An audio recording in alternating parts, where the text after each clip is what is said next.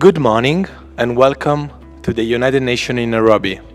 Your presence here today is a clear indication of the importance and the belief we all share in the power of remittances.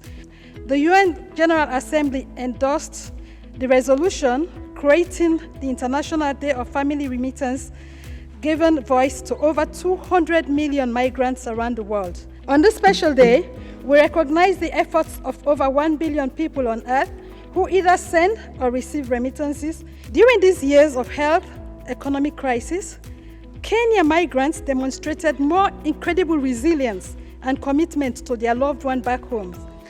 One lesser-known aspect of this phenomenon and of major importance is to my organization, IDFR. Over half of remittances go to rural communities, and they count the most where challenges and opportunities are also the greatest. I take this opportunity to invite every one of us today to join in celebrating this International Day of Family Remittances. So let us work together to make sure that we get the benefits of this and ensure that we support our migrant communities. Hamjambo, waheshimiwa na marafiki. There's a second very important international day being celebrated today. Every year in Ireland on the 16th of June, we celebrate what is called Bloomsday. Remittances and global resilience are two sides of the same coin.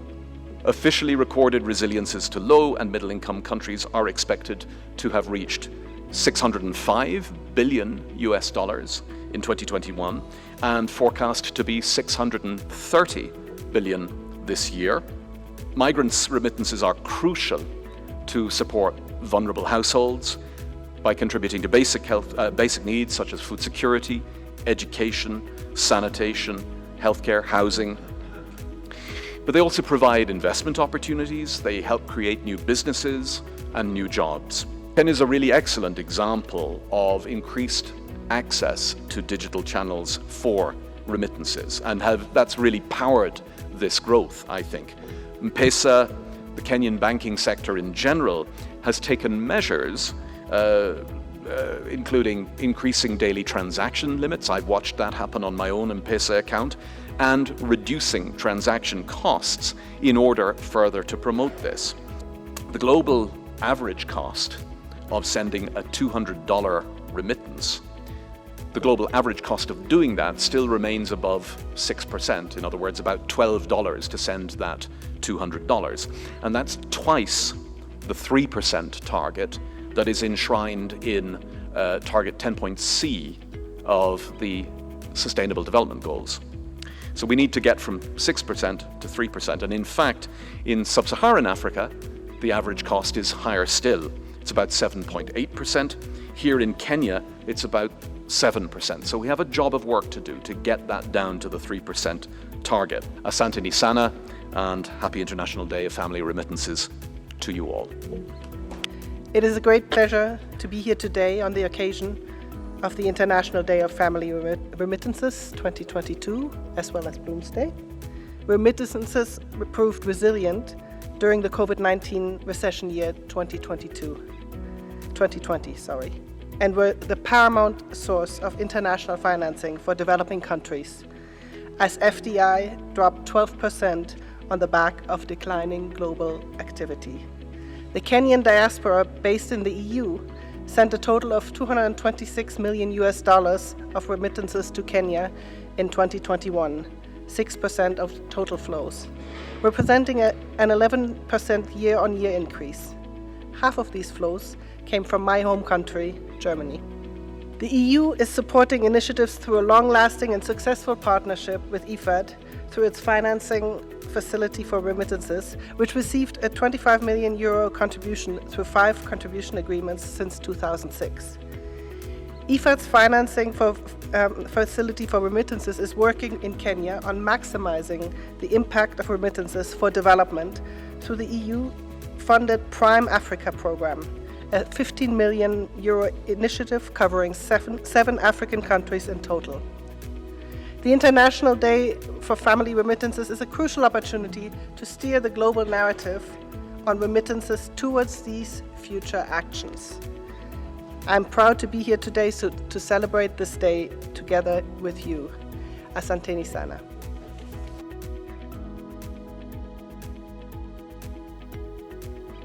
I'm Pedro de Vasconcelos. I'm the manager of the financing facility for remittances that you just heard being mentioned a few minutes ago.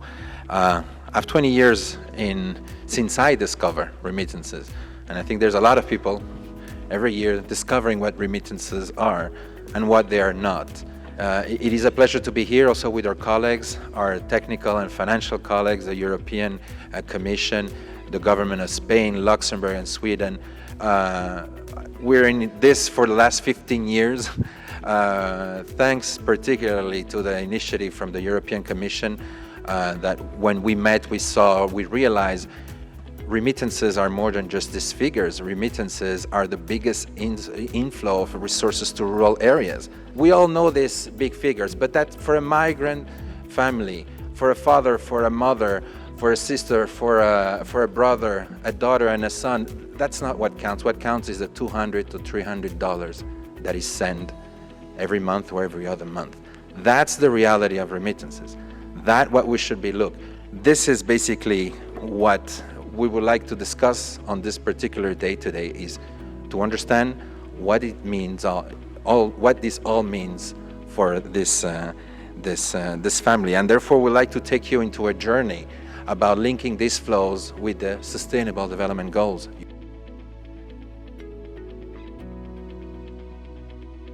It is definitely the lifeblood. The video was a great example of how, yes, it's true, 75% is definitely in terms of regular remittance use, and we definitely see that through industry surveys that have been undertaken. It's been predominantly that, but the pandemic has also brought a different spin on things. If I look at recent industry surveys, we have seen a spike, especially in 2020, in terms of people choosing to send money back home in relation to health, right? And that's, if we look at SDG 2, which is around good health and well-being, people were worried during the pandemic. They wanted to take care of their loved ones. They wanted to make sure that they could support them how they could. And then the third spike we actually also saw during this period as well was, which had quieted down actually during the pandemic, was also around education. So, across the globe, once the pandemic hit, a variety of schools were, in hiatus, but schools resumed. And once they resumed, that really tied into SDG 3 in terms of good quality education. And people wanted to then send back to make sure that their loved ones had the ability to go back to school. We keep hearing we have diaspora desk. Lady, we are still screaming to see that if I come from Australia, I want to invest, I want to see one-stop shop. Right now in Australia, we are screaming about the skills, plumbers, electricians. We know we have that enough skills, but we still not in a way that we can organize our skills to be exported there. So we still a long way where we like, although we keep saying these statistics, 2.9 billion in terms of contribution, we can do more.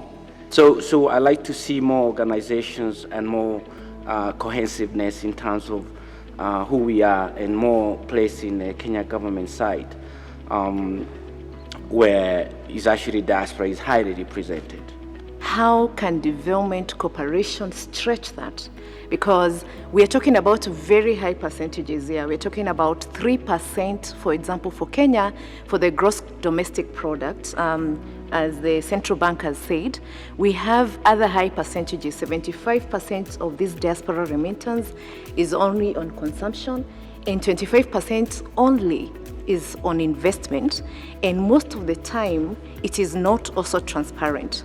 Based on these percentages, we ask the question of how can it make in development impact? How can we be able to link up $200 and $300 that is being used only for consumption, food, shelter, education, leisure sometimes, they use it for leisure, and very less of it goes to investment, and it becomes a dependent fund. You expect it again at the end of the month, and again at the end of the month. And to connect this to the SDGs, especially SDG 5 on gender equality and decent work, Goal 8, and economic growth, is really to say that there's a massive opportunity to stretch the $200 and $300. So in a nutshell, I would say our program with GIZ is trying to leverage on diaspora remittances so that we can encourage the people back home who receive this money to create business opportunities and create jobs and be able to stretch it for some time and be sustainable, because when you just use the 200 and 300 every month, you need it again next month, and we need to find a solution how to do that. Financial inclusion, we don't need now to prove it, what the benefits are. If you can link a family for the first time with savings, credit, and insurance, you're just defining in a way resilience, as we have just seen it. And that's what remittances can do. And for once, this is not a question of money. So digital remittances has brought affordability, it's brought accessibility, it's changed the game in terms of, everybody's access to those digital remittance products, right? What we like to see, as your question, we want to see this 75% change. Possibly inverse, that is not just on a daily basis, daily use, to more entrepreneur-based correction as WeDo is doing. So for WeDo, how are we doing this?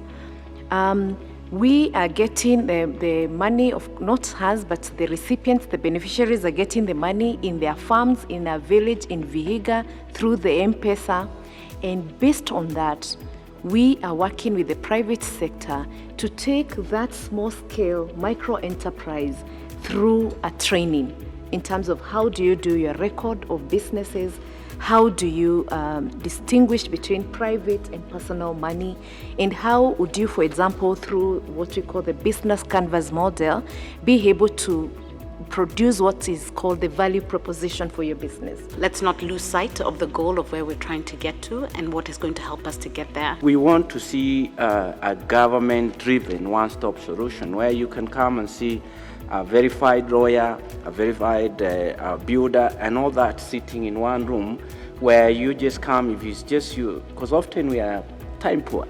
You come for 1 month, and you want to do a lot of things as you think the way it's done in the West. So you want to see that one-stop shop where you can all help this business. And therefore, I would really, again, agree with you that is why also development cooperation, as far as it's working with the government and it's working with the private sector, needs to really mainstream that comprehensive approach. The diaspora cannot just be a block that we talk about when we say 3% of our diaspora contribution is forming our, gross domestic product.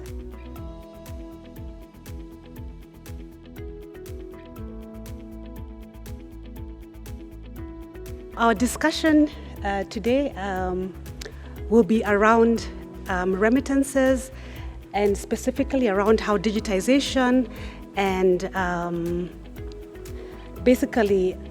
digitization and just having innovative business models impacts remittances, and how it leads to increased access and increased inclusive remittances related services in the market. Some of the factors that came into play is, for instance, the lockdowns, the restrictions in the send markets and the receive markets. We saw a lot of customers who would not usually use the digital were forced to move to two things. One, the digital remittances, and also formal remittances. So that shaped how customers were sending and receiving money. On the banking side, we also pushed on mobile applications, on online banking.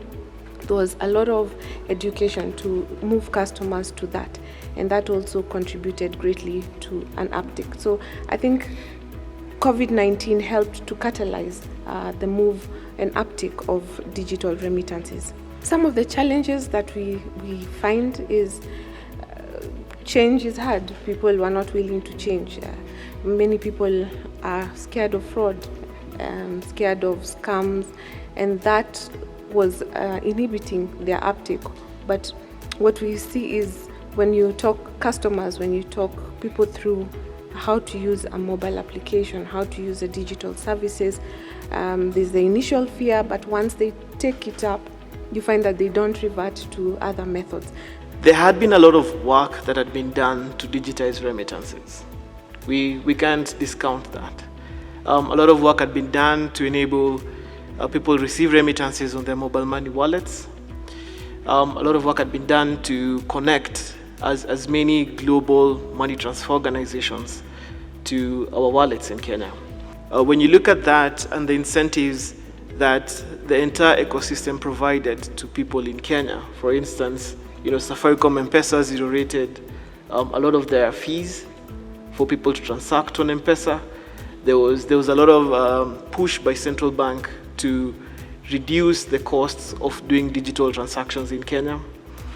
The momentum coming into that and the incentives provided at that point in time provided a very easy avenue for adoption of digital remittances. From an M-Pesa perspective, we see it as we enabled extra payment services. We grew the buy good solutions where it gave downstream need for people to where to pay. So when we opened up the ecosystem to allow the consumers to have more options where they pay, now that gave the reason why they needed to receive the money digitally. In the remittance space, like most other spaces, there are players within the value chain. And at each stop of the value chain, someone is demanding a pound of flesh. Now, the unfortunate bit about this is that the people who least can afford these costs are the ones that are bearing the highest costs. So we must address this issue. And how do we address this issue? We must start looking at the structure, the traditional structures of the financial services ecosystem. So the more we digitize, the more the traditional players step in and want a piece of the pie. And that's how the costs continue to spiral. This issue is not going to be resolved by the private sector alone. We must take a multi-stakeholder approach to this issue.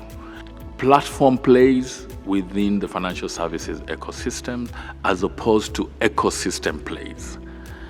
Platforms simply mean it's a platform, yes, but you come into that platform, you must get permission to get into that platform by the platform owners, and you must pay your rent and stuff like that to play into that platform. And we know really what that means. Ecosystem play simply means it's an open platform. It's a conglomeration of people who want to play together with respect. So no one person can say, I'm going to come up with an extremely innovative product to solve this. It has to be an ecosystem conversation. I think to us, what you can expect more is what are the other services we bring into this ecosystem. I think from the previous panel, we have had a lot around what are the services you do about remittance. It's not only about daily consumption. Can we build services to allow people to invest around for the diaspora market? What can they come and do within the country? We come back to regulation and policy. There's a gap in terms of how these fintechs can operate.